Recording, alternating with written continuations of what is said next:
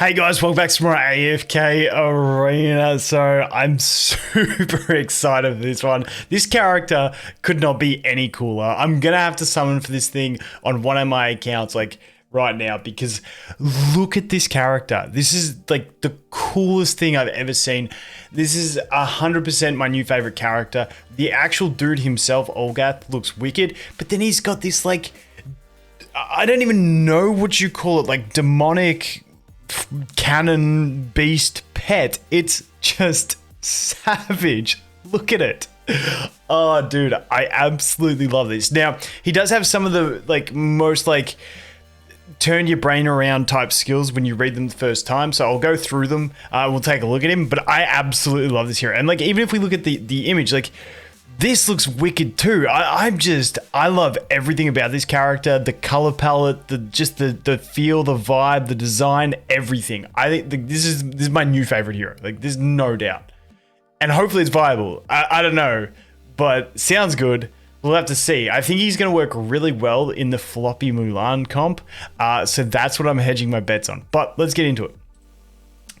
So let's expand these. It was expanded. All right, just bear with me. It's a bit tough to read these skills. They like trying to screw me over on the skills with reading them. Olgath leaps into the air with Death Knell, who is the beast pet thing, and fires an infernal shot at each enemy in turn, until all enemies have taken damage from this skill one time, or there are no more targetable enemies. Olgath will fire at least 5, at most 10. This will increase with skill ups, and I think it's signature item as well. But Olgath will fire at least 5 and at most 10 infernal shots each time with this skill. He is invincible while firing. Cool beans, he goes right up in the air anyway. He's kind of like, you know, in Flora type range. Infernal shots consume 1 loaded shell of each type. We'll get onto shells in a minute. Which will be fused together and fired at the target, dealing AoE damage equal to 250% of his attack rating and triggering the effects of the consumed shell. If no shells are consumed, only the AoE damage will be dealt. A bit confusing. It fuses the shells, shoots the shells, and does AoE damage plus the shell's effect, is essentially what it does. 5 to 10 times when he uses it.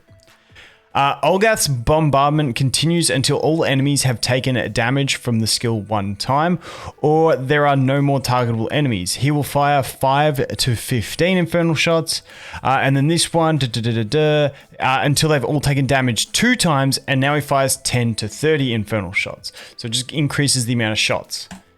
Next, we have Slotted Shell. So, Olgath creates a ball of scatter shells, shrapnel shells, or piercing shells in that order. He feeds the ball into Death Knell, loading it with 3 shells of that type, then fires 1 infernal shot. Death Knell can store up to 3 shells of each type, and this is displayed really well in combat. When firing an infernal shot, consuming a scatter shell greatly increases the AoE of the shot. Consuming a shrapnel shell fires 2 extra shots, dealing damage equal to 250% of Olgath's attack rating. And consuming a piercing shell causes the target to lose additional health equal to 80% of his attack. So those are the 3 shells that we talk about, where in the ultimate, when he spits one out, he's fusing the 3, getting the effects. But they have to be in there for the effect to apply. Then we go to skill ups. When firing an infernal shot, each type of shell shell consumed will increase the damage of the shot by 20%. When firing an infernal shot, if the shot does not consume any scatter shells, each of the other types of shells will increase the shot's AoE. Each time slotted shell, this is what I mean, it just gets confusing. Each time slotted shell is used, it increases the damage of all subsequent infernal shots by 2% until the end of battle. Moving on to the next one. Whenever Olgath hits with a normal attack, he loads 1 shell into Death Knell in the order of the creation, so like cycles through. If Death Knell is already loaded with all shell types when Olgath hits with a normal attack, the normal attack will be upgraded into an infernal shot. This effect can trigger once every 8 seconds, every 6 seconds, every 4 seconds. Then we have the 30 engraving. Each time an infernal shot hits Death Knell, each hits, comma, the punctuation's messed up there. Death Knell will be loaded with one shell of a type that isn't already been loaded. Like I said, this gets bloody confusing when you're trying to read this. Let's go on to the next ability and then we'll sort of summarize the way he sort of plays. Whenever Olgath receives melee damage exceeding 10% of his health, Death Knell will roar 3 times. Each roar will stun nearby enemies for a short time and knock them back. This effect can only be triggered every 15 seconds. Now, each roar does more damage, does 260% damage for skill up 1, skill up 2. For each type of shell loaded into Death Knell, the damage of each roar is increased by 20% of Olgath's attack rating. Cataclysmic Roar does not consume any shells. And then we have the 60 engraving. Cataclysmic Roar dispels any control effects affecting Olgath, and it causes him to be immune to control effects for 3 seconds. Now, I can see this being niche uses against something like a Cecilia maybe, or something like that, just getting her off your tail. I don't know, we'll have to wait and see. But let's jump into the signature item quickly, and then, like I said, we'll recap what he does. If the number of times all targetable enemies are hit by the ultimate skill meets the condition for stopping the ultimate skill's attack, then it will prioritize targets with the lowest current health. So basically, you know how it says, like with skill ups, it's going to hit all enemies twice, and it can do 10 to 30 shots. That means once it gets to 10 shots, if it goes up to 30 shots, those 30 shots will prioritize whichever enemy has the lowest health, which means you can really nuke in those last 20 shots, like a really solid amount of damage into one enemy. Keep in mind, they are going to do AoE, so grouped enemies are going to be even better. Level 10.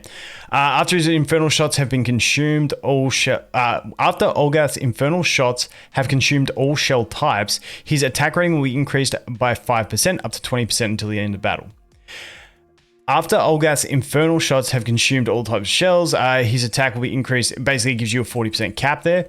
And then if an infernal shot is unable to deal any damage, Death Knell will regain all consumed shells. So I guess some situations that'll be useful, but I don't think unless I'm missing it, 30 signature item doesn't sound like the most important. And then we have the furniture. Each time a shell is loaded into Death Knell, it permanently increases Olgath's accuracy by 10 points up to 80 points until the end of battle. And then at 9, Death Knell will be loaded with 3 of each types of shell at the start of battle. I think this is going to be really, really, really handy.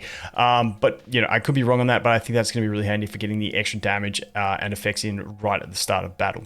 So when we look at his kit, it's basically all about loading up his cannon beast pet thing with a bunch of these shells and then spitting the shells out and dealing damage essentially.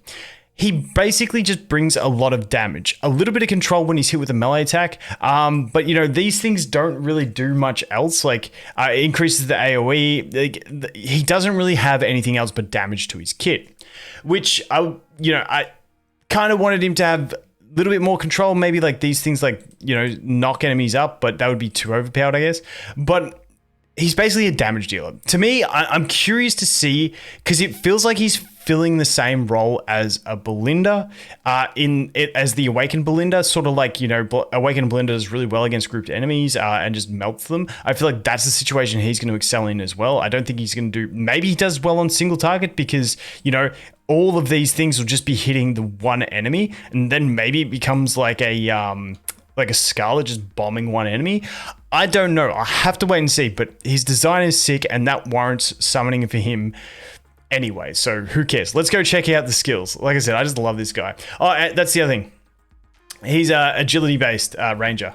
So, you know, put that in the books. All right, so let's go to Arena of Trials. Let's take a look at his skills first of all, just on auto in here. Look at it. Look at it. I love Death Knell. Death Knell is so cool. So see, you can see which ones he's loading up. So you'll see he'll feed one in right here and it'll take him up to 3 on one of them. Okay, that was into the red ones. And then he spits them out and he does massive damage. Then he does this ultimate and he just goes poo, poo, poo, poo, poo, poo, poo, poo, poo, poo. It's sick. But then he feeds one, so that gives him 3 of the yellows. He'll feed him. So next time he feeds him, it'll give him all of the one on the left-hand side, which is the white. And then the next time he feeds him, it'll give him all the reds. So let's go. Pew, pew, pew, pew, pew, pew, pew. So it follows the cycle. I can't remember which one's which and what their effects are. Oh, maybe it go. Okay, I thought it would follow the cycle, but you guys get the gist. He sits there. He throws some stuff. He feeds the shells into Death Knell, and then Death Knell just goes absolutely ham. I love it. I love it. Look at it. It's just, it's so cool. I just love the design. The design is sick. Okay, let's go over here. Let's go over here.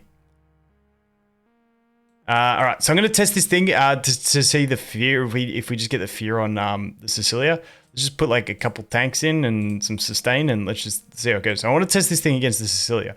So we should get the roars as soon as Cecilia attacks. Okay, Cecilia, why did Cecilia go on the Rowan? That makes zero sense to me. But, you know, let's just see. Let's just speed this up anyway. Pew, pew, pew, pew, pew, pew, pew. Yeah, see that? See that ult? Just pew, pew, pew, pew, pew. Now, this is at low deficit, so these are always like a horrible thing to test in. So I'll have to do some proper testing. But in general, dude is sick. I love it. I love it. Just an all-around wicked hero that should see a lot of love and everyone should summon for it. Even if he's like the worst DPS, you should still summon for him because look at him. It's too cool. This is like Khazad next level. You know, Khazad's got his little I want to say worm, his little snaky, whatever it is. This is like next level of that. And like Khazad doesn't take his into battle like this. I love the character. Anyway, guys, let me know what you think, both on appearance, coolness, and usefulness. Whether you think he'll be useful. I think he will be useful as a damage dealer, especially in grouping comps, because that short range AOE is going to be sick. And if you have all the enemies grouped, maybe by the floppy Mulan strategy, which is, you know, new meta, dubbed, you're set. And I'm just curious about the idea of putting him in the front row in a comp like that, to maybe like have Mulan top front, have him bottom front, and then the Roar, seeing the range on the Roar. I got to do more testing with the Roar and stuff like that. But even if not, just put him in the back row and, you know, easy claps. Anyway, I'm excited for this one, in case you didn't realize. Thanks for watching. Hope you have an awesome day, and I look forward to seeing the next one. Cheers.